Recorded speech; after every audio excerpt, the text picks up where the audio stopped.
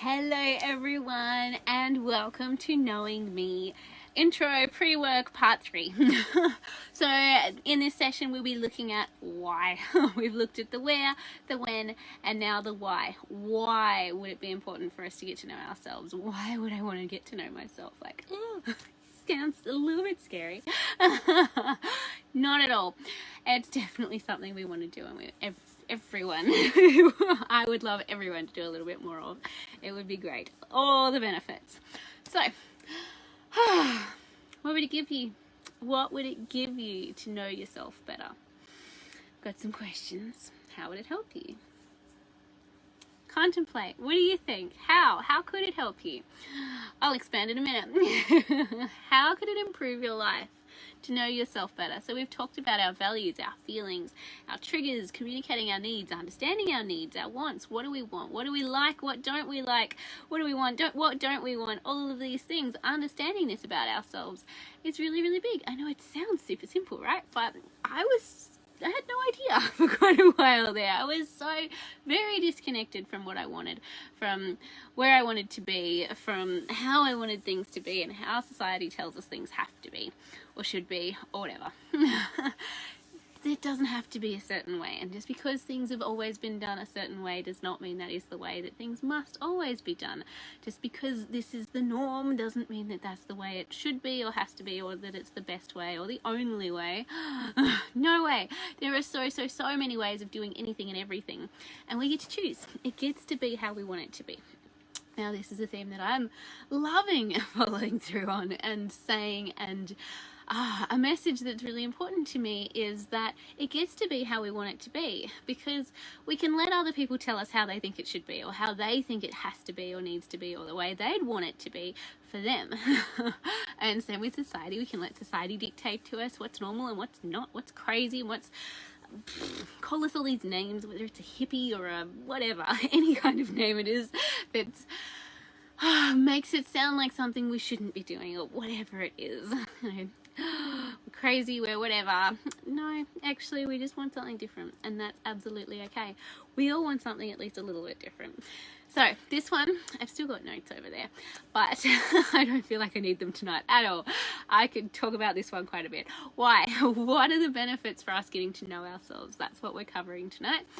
So how would it improve our lives? Who would it benefit? Would it only just us? Would it just benefit us in our lives? Would it be important for just us? Okay, first I want to mention that drop the just. There is no just you. You are a big deal. You are important. You are valuable. You are enough. You are worth doing this for, just for you. Oh, let's just cross out that just. If it only benefits you, then that's enough. That's great. That's awesome. That's amazing. It can improve your life in so many different areas, in so many different ways. But it can also improve the life of those around you. It can benefit your loved ones, your partner, your children, your friendships, your relationships, friends and extended family, and all of those around you. By us being more ourselves and living life the way we want to, it actually also gives other people permission to go after some of the things they want to. That they want to, that they may have been holding back from, or may not have believed were possible for them. But when they see you doing it, it can help them to challenge some of those beliefs that, it's not possible, or it's not possible for me. But if you're doing it, then it might be possible. And I've talked about that a lot in other ways as well. But it can be this really positive way of lifting other people up, where as we grow, we rise, we do more of what we love, we show others what's possible for them as well. So it encourages them to rise. There will be people that maybe, there can be, will be, might be, let's hope not. But there can be people who aren't ready for that and who will try and drag you down. Don't let them. You're on your path, they're on theirs. They might not be ready yet, but you doing it anyway will show them that it is actually possible. So whether they choose to believe that and see that and follow your journey and think, wow, that's amazing, and celebrate that for you, or whether they can't look because, nope, that can't be possible. How are you doing that? No, I've got to look away. But if we can all be doing more of what we love, then more people will get to see, well, actually, this might be possible. Whatever it is that they want for themselves just might be possible too. I think it's amazing. It gets to be how we want it to be. So it benefits everyone around us. Now I want to come back to that benefiting us in that way as well. So this is what I was thinking about earlier today, was that when we get to know ourselves better, when we connect in with ourselves, get more in touch with ourselves, when we understand ourselves better, our triggers, the things that make us feel good when we're not feeling good, we're allowed to feel all of the feelings any time. They're all good. They're not good and bad. They're, some of them are a little less comfortable than the others, a little less desirable. We don't really like feeling the bad feelings, the angry, the sad, the whatever. But shame and guilt, we can get rid of those ones. But everything serves a purpose. Crying is a big release. Anger spurs us on to take action. Understanding our feelings and what makes us feel like that is huge, because then it can help us to reassess our responses and think, well, actually, do I even need to be that angry about that? Or what am I actually angry about? Is it that I'm stressed out and I've had a big day and I just need 10 minutes and I need to go and meet that need, or I need to slow down, sit down for a minute, I need to have a drink, I need to eat something, I need to go outside for a little while, walk away from whatever it is I'm trying to do. That's, sometimes trying to clean the house with kids in the house is kind of like trying to, brush your teeth while eating Oreos. So we can get really frustrated with whatever we're trying to work on. So sometimes it's just, I give up. Let's go outside and play for a while, or let's go for a walk to the beach, to the park, to the whatever, and worry about the housework later. It will wait for you, I promise. But when we get more in touch with ourselves, it also helps us to become a better parent. That we're not living up here, we're about to blow our lid over the tiniest thing, where we can, calm back down and feel good. We can do little things or big things all the time to help us feel good when we're not feeling great, when we're feeling frustrated or whatever it is. We can understand what's going on for us. We can find ways of shifting that and turning it around and being the kind of parent we want to be. So it can help us to be better parents. Since I started launching this course, I actually thought recently, I've been talking a bit about my relationship and how my relationship has improved with my husband over the years, and how it went from nearly separating to we're closer than we've ever been, and it's so good, and we've learnt so much along our journey. We're closer and happier than ever and loving it. So to go from nearly separating to we're having another baby together and absolutely loving life, thinking, maybe at some point I might actually look at teaching a relationship course. But this one comes first. This one of getting to know us and being happy and comfortable and accepting ourselves and loving ourselves comes first. So that's been my journey, is where I've learned to do all these things for myself, and then I've also been able to improve our we've been able to improve our relationship, but seeing how it's improved our relationship has been amazing. It's just incredible. So much there. And even that our energy feeds off each other too, so that when I get all motivated to do something, when I'm getting up early and doing stuff, my hubby gets motivated to get up and do stuff, and it's great. We can motivate each other in that way too, and we both get to grow, and we both get to be happier and doing more of what we love on our own as well, our own individual interests and passions and everything, and then as well spending more time together and more quality time where we're actually enjoying each other's company, because I wanted to spend all this time together before, but we were arguing and fighting all the time, and it was horrible. So it can make us a better wife, partner, whatever.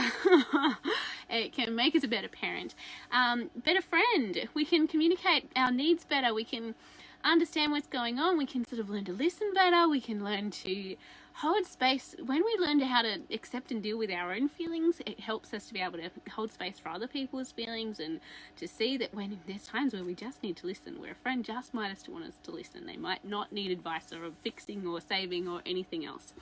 So it can help in that way too. Our friends, our extended family, all our relationships and our lives, it can improve them all. It's amazing. It has this incredible ripple effect, and I've definitely seen it for myself. It's been wonderful. And for those around you, you feel so much better within yourself that I've gotten so much better at introducing myself and making friends and talking to people and saying hi and putting myself out there in all sorts of different ways and just feeling more comfortable being me. I remember not that long ago feeling so self-conscious when I would meet someone new, especially if it was someone I'd met on the internet, like some people I've worked with through the internet, and then meeting them for real life. It's like, whoa, I feel so self-conscious. But recently I'm like, it's not there anymore. I'm feeling so much more comfortable. Yay! It is so good. And then yeah, you just get to feel more you. And it's probably 18 months or so ago, I remember we were at a campsite and I was sort of playing with some of these things that we were doing in this course, which has been phenomenal for me. Christina Matthewson's Limitless course. It was amazing. A 6-month long course, similar to what we're doing. So this is 2 months long. Her 6 months one is a huge, big, deep dive. So, amazing stuff. But during that course, I know I was playing with dancing more, or just when I want to, and I was at this free camp and I was sort of dancing when I thought nobody could see me. One of the guys at the campsite over next to me was watching Talia dance, and we were chatting and whatever, and he said something about, oh yeah, she's just like a mum or something like that. He saw me. Oh no! How embarrassing! He saw me dancing over there when I thought nobody could see me. And then I realised in that moment, why is that so bad? Actually, no. I'm going to embrace that, and I'm going to dance when I feel like dancing, even when we're at the supermarket or walking through a big shopping mall or whatever. We'll be walking down this aisle and I'll just do a spin where there's no one that I'm getting in the way of or anything, and like, just be happy, smile, whatever, you know. If you're feeling good, then, you know, smiling is contagious. Yay. I've been told for years that I smile too much, and the more I think about that, the more ridiculous it sounds to me. I'm like, well, I'm so sorry for being too happy or whatever. It's just crazy that people say these things even. Like, I don't know if they mean it in a backwards way or not. But I never took it that way. I was always like, really? You want me to actually smile less? Why? What would be the purpose of that? Like, how is that can help anyone? No, smile more. We want to do more of the things that make us smile and make us laugh and make us feel good and be happy.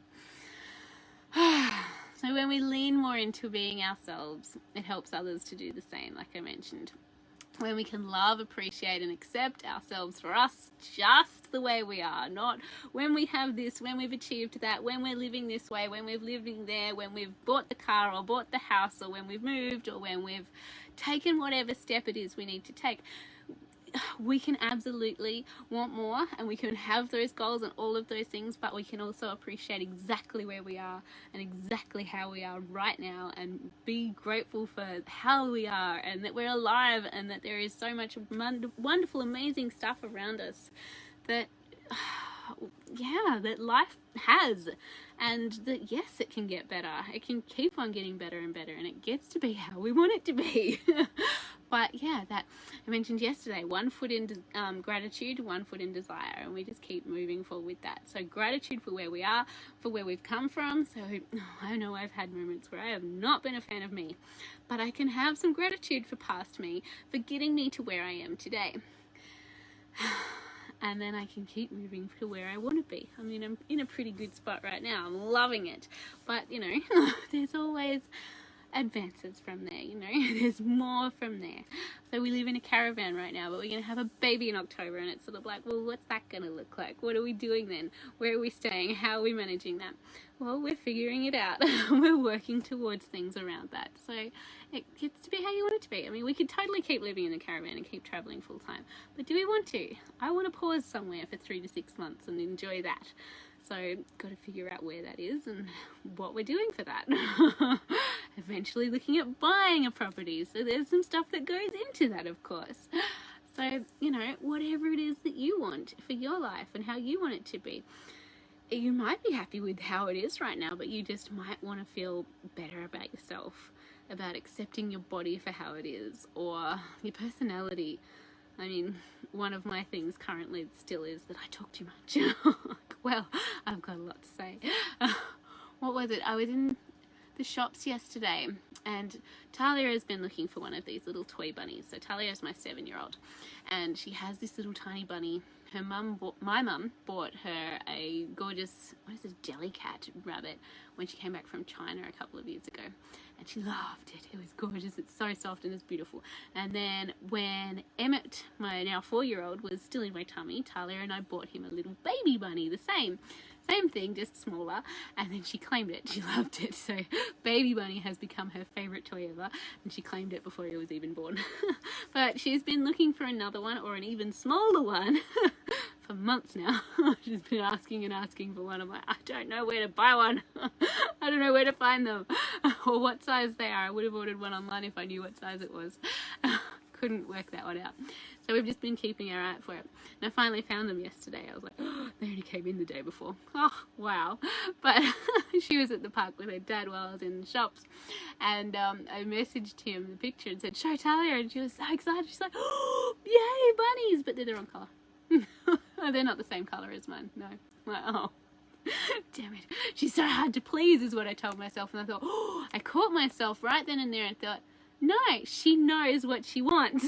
This is a good thing. Yay, let's celebrate that. She knows what she wants. Not that she's stubborn or hard to please or whatever else label we could put on it. That's good. That's great. She ended up getting one, because I decided there was a beautiful little navy one with stars in his ears, and I'm like, oh, it's so cute. I really like that one. You know what? I think I want that for this belly baby. And it's already been claimed. She's decided that it's very beautiful and very handsome, and that's going to be her bunny's husband. And then, of course, Emmett, who we originally bought one for, he had to get one too, so he got a green one. So now they're very, very happy, and now baby has none. Maybe when baby gets to 4, they'll get their own. It doesn't matter. But the point of that story was that she knows what she wants. Instead of thinking, oh gee, she's so hard to please or whatever. No, I think that's a great thing. She actually knows what she wants. And I reminded myself then, I do too, because that's one of those things that I've been working on, that I don't know what I want. I don't know what I want. I found it so hard to make decisions. I can't make decisions to save my life. What a stupid message to tell myself. No, we're going to shift that one. Shouldn't use that word either. But that's not serving me. That is not helping me in any way, to keep telling myself that I can't make good decisions. I think, well, I'm not going to be able to make good decisions then, am I? How would I shift that to, I do know what I want? So it's one of my daily affirmations. Still, I am confident, capable, and I know what I want. This is one of my ways of reprogramming some of those old crappy beliefs that I've discovered I have, like where I kept telling myself I was useless. I know I'm capable. And instead of thinking I have no self-esteem and I have to hide and whatever else, no, I am confident and I know what I want, so I can make decisions. All the things. We all have different things. You know, feel free to share any of yours, any of your crappy self-talk that, oh, I've got heaps. A lot of them aren't a big thing for me anymore, but they certainly used to be, and there's still ones that come up every now and then, and I'm like, ooh, that one gets to go. I'm not taking that one with me. I'm not keeping that, whatever message that was recently, that I can't say anything right. That was a new one. Like, that makes sense, but yeah, I don't want to believe that anymore. I don't like that belief, so we're going to get a new one. So, appreciating ourselves for just the way we are, accepting, loving ourselves as we are. Yes, we can still improve. Yes, we can still go for all of the things. We can still lose the weight or have the body goals if we want to, but we can still also love and accept our body just the way it is. And it doesn't just have to be about our body. It's all of it, all of the things that we don't have to change ourselves. This is not about being broken and having to fix or change anything. It's about learning to understand what's going on for us so that we can shift some stuff and so that we can reach our goals and so that we can keep our word to ourselves, build trust with ourselves. So that's another big why. Why would I want to learn to get to know myself better? Why would I want to know myself better? So that we can build trust with ourselves, so that we can do the things we say we want to do. I've talked about this a bit lately too, is that we'll try and stick to a new routine and then we won't do it, and then we'll beat ourselves up over it and tell ourselves all these horrible nasty messages that we're useless or that we're whatever, or we're lazy or we're not capable or whatever it is that that isn't serving us. That's not going to help us get up and do it tomorrow. It's keeping us small, it's keeping us stuck, it's keeping us complacent in, or thinking that we can't change, that we can't improve, that we can't do it. You know, that I can't. I've talked about that too, that, you know, if we shift that to I won't, or I don't want to, that is so different to I can't. I can't is so disempowering. If you believe you can't, then you won't be able to. Whether you believe you can or you believe you can't, you're right. If you believe you can do it, you can do it. If you keep telling yourself you can't, then you're not going to do it. So let's be aware of our self-talk like that. There's a big one. Absolutely. So when we're trying to commit to doing something like getting up early and exercising or reading or completing a course or doing whatever it is, anything at all, journaling, whatever great new habit we're trying to bring in, if we're beating ourselves up for it every time we don't do the thing, then it makes it harder and we're self-sabotaging and we're just feeding into this cycle. So what we want to do is look at what we're telling ourselves when we don't do the thing. And it's okay to make a conscious decision that I'm not going to do the thing today. I'm not going to make it mean anything. I'm not going to tell myself any nasty messages. It doesn't mean I'm useless or incapable or that I can't or whatever else. It just means that I don't want to today. It's cold, or I'm feeling sick today, or I'm just feeling like my body needs more rest today, and I'm going to honor that. Cool. Don't do it today then. Fine. No worries. What are you going to do instead? Or, you know, yep, let's go. Keep going tomorrow. That's totally okay. Absolutely. It's when we get stuck in those cycles and we tell ourselves these nasty things that we want to get rid of those horrible, nasty self-talk and those nasty beliefs and those limiting beliefs that I can't. You can. Absolutely you can. If you don't want to, that's different. Decide that you're not. That you don't want to, that you're not going to. That's okay. If you start a great new habit and you decide, I hate this, I don't want to do that. Say you decide I'm going to get up at 6 a.m. every day and go for a run. And you think, I hate it. I hate getting up at that time. It's cold, it's wet, or I just hate running. It hurts my knees, it hurts this. I don't enjoy running. Cool. You don't have to. No one's telling you you need to. You know, we get to decide. It depends. If you've got goals that involve that, then maybe there's aspects of that. But you get to make it fun. You get to listen to music. You get to listen to a podcast. You get to do it your way and make it enjoyable. You get to exercise any way you want. It's a really good example. So when we step up, gives other people permission to do the same. Your approval is the only one you really need. Now, this is something that I've only sort of come to accept for myself recently. I had accepted that I don't need anyone's permission and I don't need anyone's approval, but acceptance was a big one for me. That I'm like, yeah, I want to be accepted. I want to feel accepted and loved unconditionally by these people in my world that I feel should. I want that. I want that community. I want that beautiful connectedness. And some people just can't give it. And I don't need to get that from someone else. We can give that to ourselves. So that true acceptance for who we are and where we are and all of those things, we give that to ourselves first. We don't need to keep seeking it from others. Rejection, that comes from us rejecting parts of ourselves. When we keep rejecting parts of ourselves, whether it's we smile too much or we talk too much or whatever it is for you, we're too loud, we're too whatever, too much, too, I don't know, too stupid, too whatever it is. No, you're not. I'm not. We are not. We are capable. All of the things. We need to learn to accept ourselves as we are, because otherwise, if we keep rejecting ourselves, we're seeking that rejection from other people. I've talked about that a little bit as well. It's that we seek evidence of the things that we believe to be true. So if we believe that we're not worthy, or we're not lovable, or that nobody's going to accept us, that we're too different, or that we're wrong, or that we're broken, or that there's something wrong with us, or whatever. These are all mine. These are all some of mine that I have very happily released. That we don't need to, we certainly don't need anyone's permission. We don't need their approval, and we don't even need their acceptance. If they can't give it, that's okay. We can give it to ourselves. The only one who actually needs to be happy with our decisions for our lives is us. As long as we are happy with what we're doing and it's all good. as long as we're not intentionally hurting anyone. Gotta always put that little disclaimer there, but I know someone's gonna jump on me about it. It's always fun, but yeah, as long as we're not directly or intentionally harming anyone. There you go, it's right there in my notes. Always gonna throw it in there. It really doesn't affect anyone else. Yesterday I was talking about my hair and how people have had, well, my brother in particular had an issue with my hair. It's like, how does that hurt anyone else? It doesn't. It really, really doesn't. So we can leave them to be the judge of their life and their decisions and whether or not they're happy with them. And we can be the judge of ours. We get to decide for ourselves whether that feels good or right or in alignment, in integrity for us.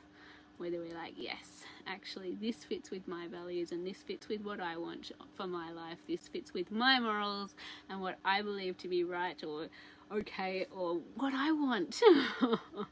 And they can decide what's great for them and theirs. We get to decide for us. So we're allowed to accept our decisions, even be okay with our decisions. I used to revisit my decisions all the time. So this is another big why. Why would I want to get to know myself? Eek. Scary, yuck. I don't want to know me. No, why not? Because you're amazing. Get comfortable with you. Get to know you better. You're incredible. And the more people that start to believe that, believe in themselves and understand how great they are, the better. We need that.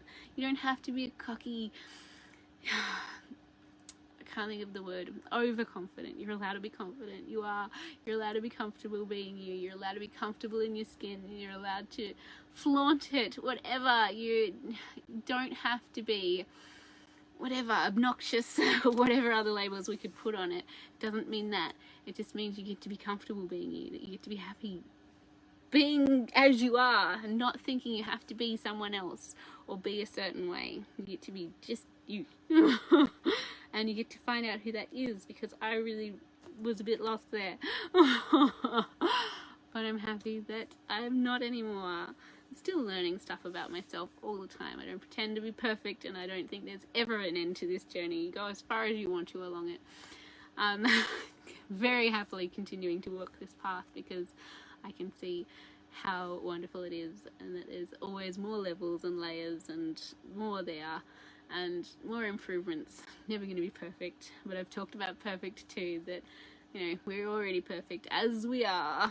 Accept ourselves just as we are. We are perfectly imperfect, and that's great. We all make mistakes. We are all human. We all have all the feelings, all of the things. We all have our moments where we blow over, where we talked about the pressure cooker, where we explode when we don't want to, and we can sort of reflect and look at that and think, okay, what do I need?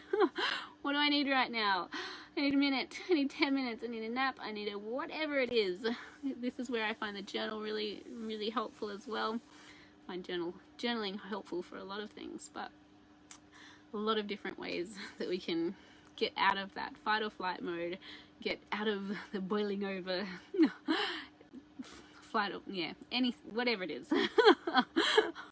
We can get ourselves back down from that. We can help ourselves feel okay, and then when we feel okay, we can get back to feeling good.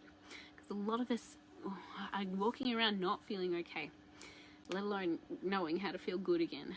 So by getting to know ourselves, and the aim there is to know that we are capable, and to know and trust ourselves, and know that whatever comes at us, we can handle it.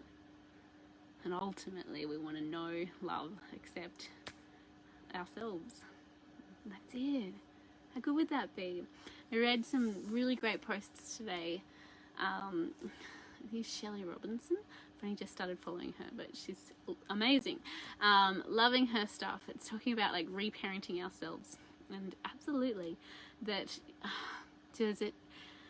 are we embarrassed by our children's behaviour because of the way we felt when we were kids, or we were made to feel embarrassed of our behaviour as children, that was unacceptable? We weren't allowed to behave that way like a kid. We weren't allowed to have those emotions. We weren't allowed to cry, scream, have a meltdown, have a tantrum. We weren't allowed to feel the way we felt. We weren't allowed to react or respond the way kids just do. They have impulses. brain development.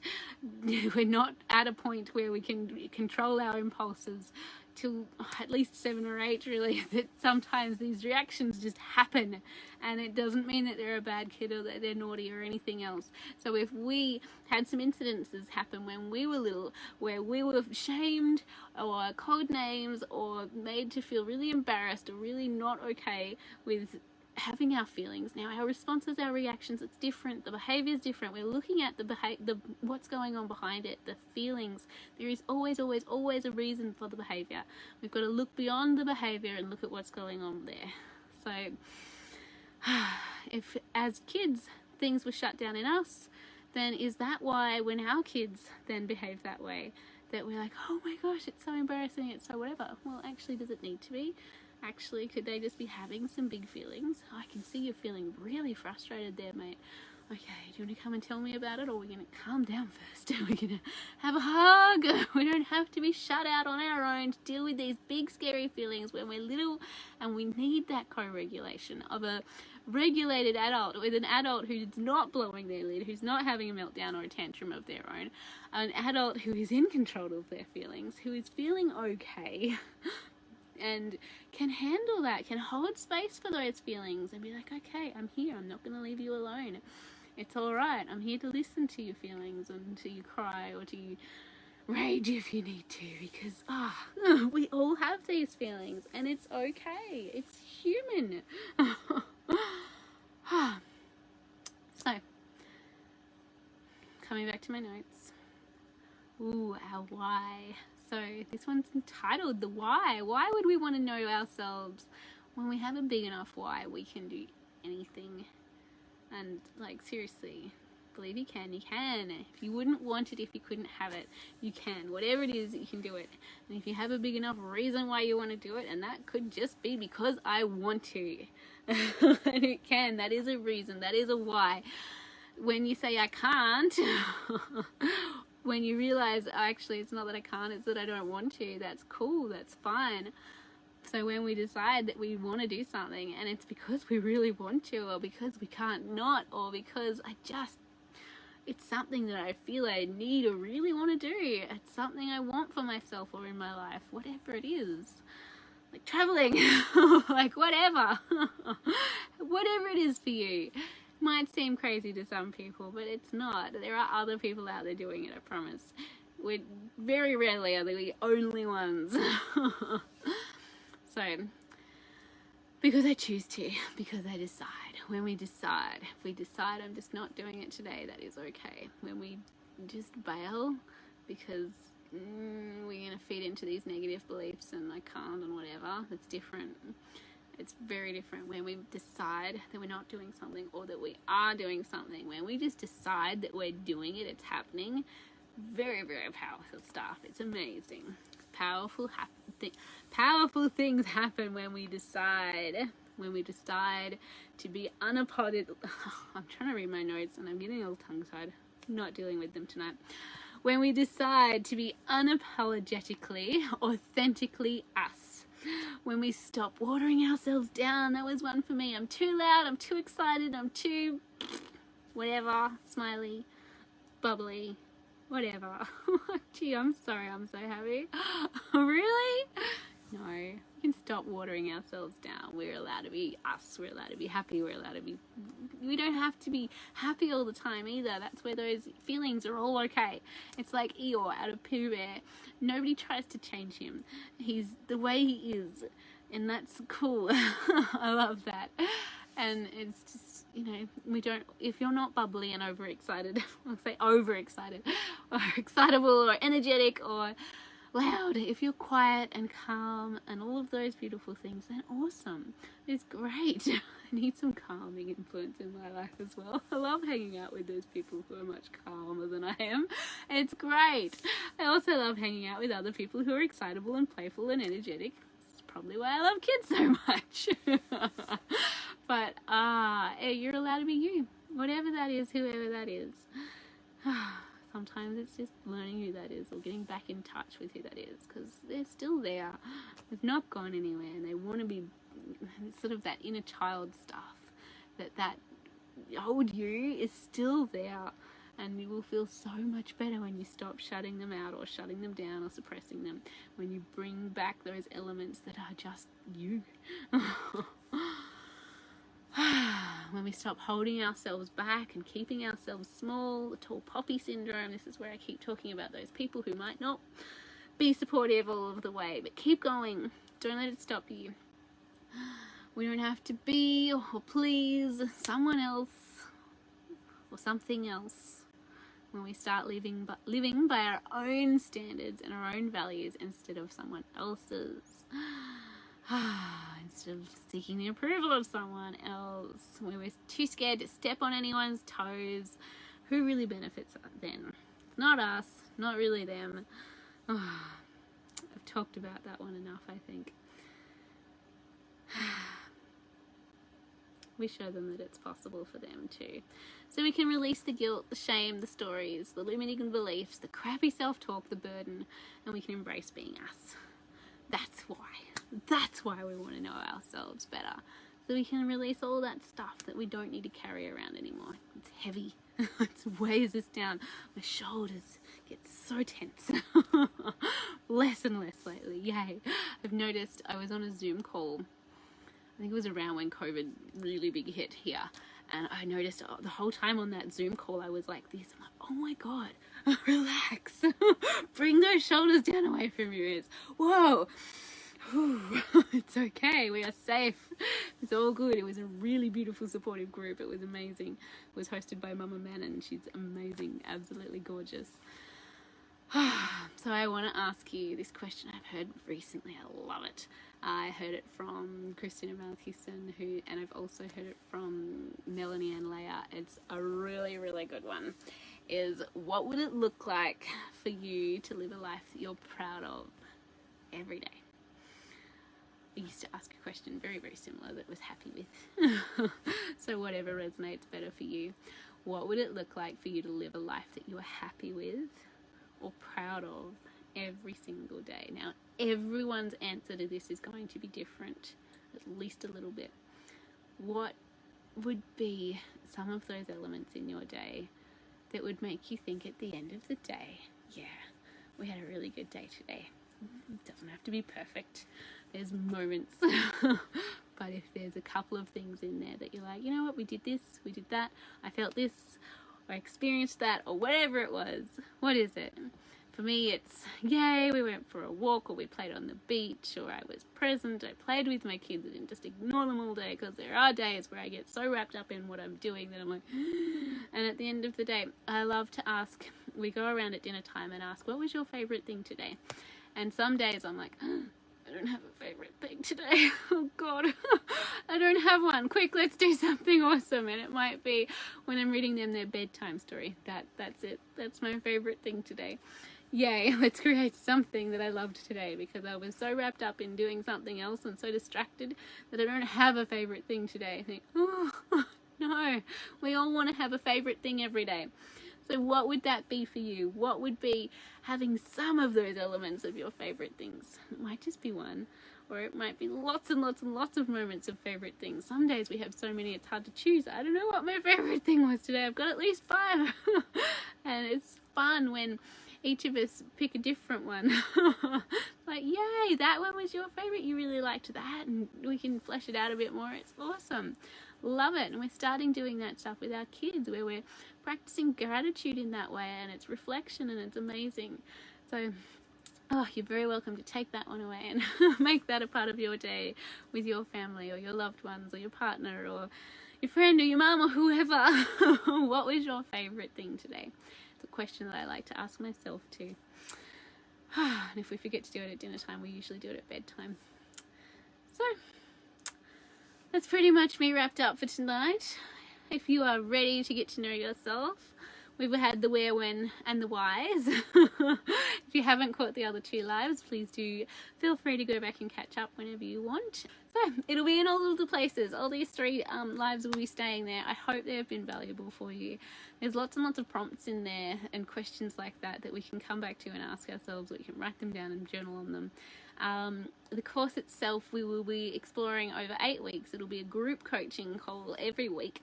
So this time each week. So at the moment we're scheduled for Tuesdays at 8 p.m. and it's going to stick like that unless I have some feedback that that's not working for anyone. So we'll change the day or whatever.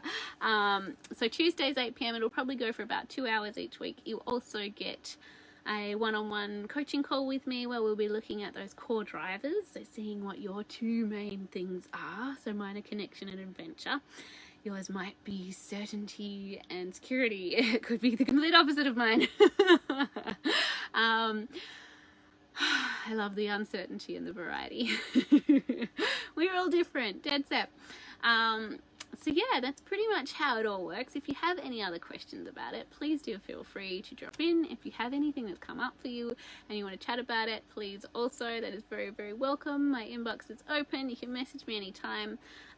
So with the course, it is $88 for the 8 weeks, including the one-on-one call as well.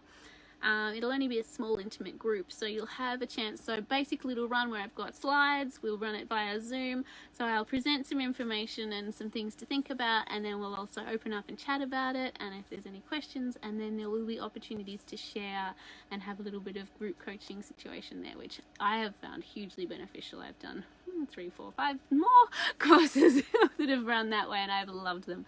They've been really, really good. It took me a little minute to get comfortable sharing in a group setting like that, and there's absolutely no pressure to share. So the Voxer option is really, really awesome too. So you can upgrade to be able to message me, voice or text anytime you want for those 8 weeks as well. So you can flesh things out in the Voxer if you're not wanting to do it in the group, which is only an extra $56.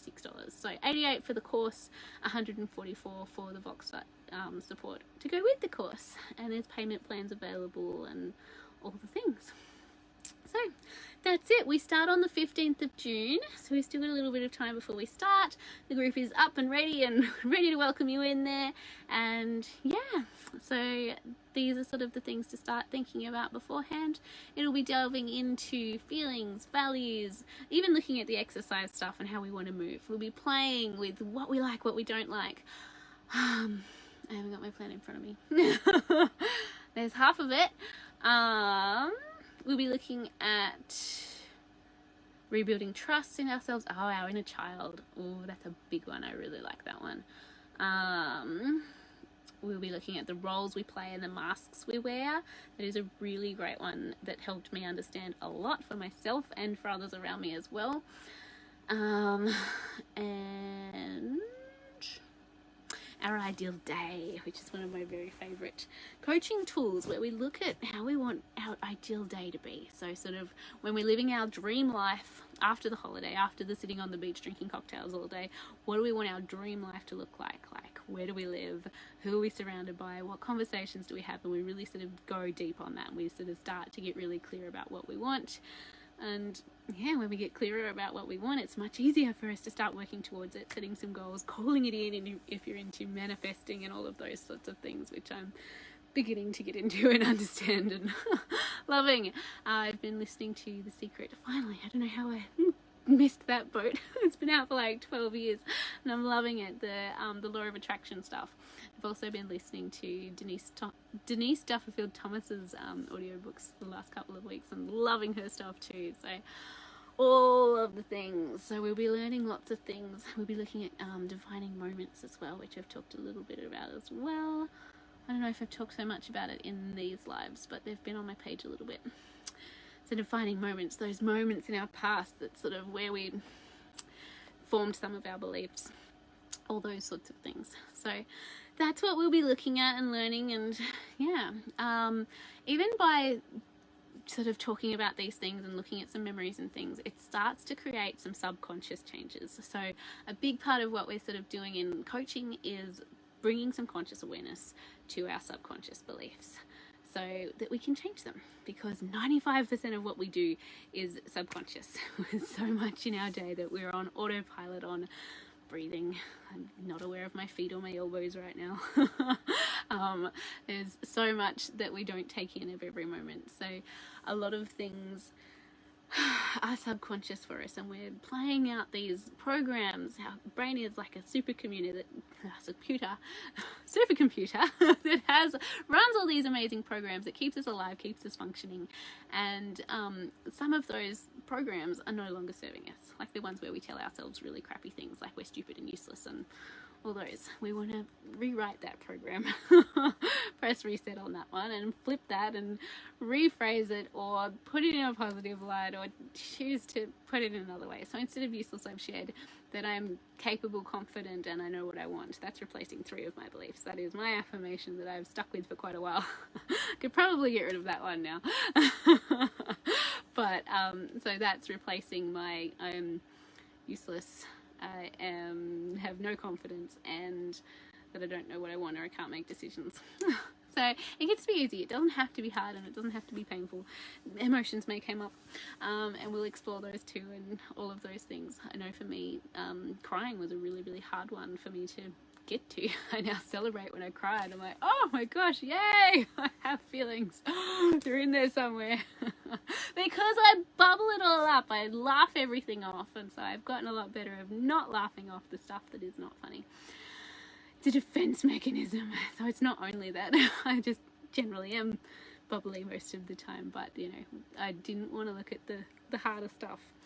So there's all sorts of things, and we're all on very different journeys, have very different experiences. So that's what it's all about. If you're interested in finding out more, please contact me, or I will drop the links below if you're ready to jump in. And I'm super excited that you've watched this with me, that you've joined me, and yeah, if you've got any big takeaways, I'd love to hear them.